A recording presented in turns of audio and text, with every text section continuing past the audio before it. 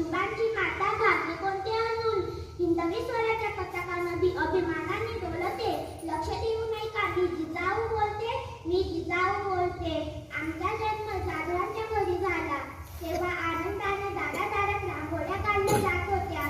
तोरणं बांधली जात होती. हत्तीवरून साखर वाटण्यात आले.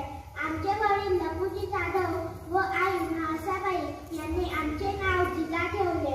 आईच्या इच्छेनुसार आम्ही 6 भाषा शिकल्या.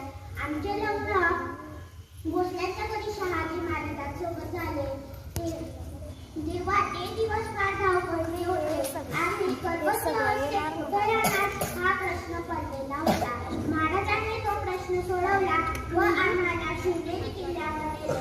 तेथे आम्हाला एक गुरु झाले. त्याचे नाव आम्ही शिवाजी ठेवलं आणि शिवबांना लहानपणापासून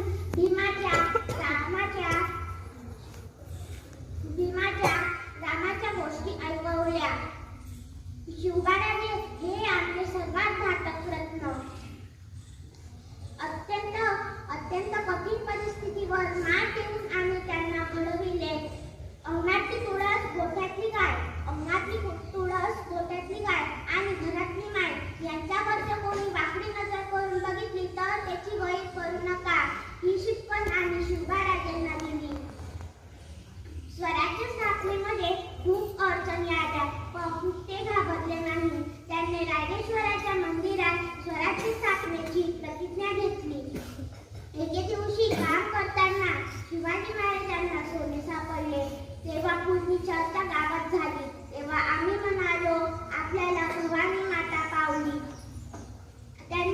आम्ही पाहिलेले स्वराज्याचे स्वप्न पूर्ण केले. त्यांच्याविषयी जेव्हा बोललं जातं तेव्हा त्यांच्या कार्याची आठवण येते. एक होता राजा शिवाजी.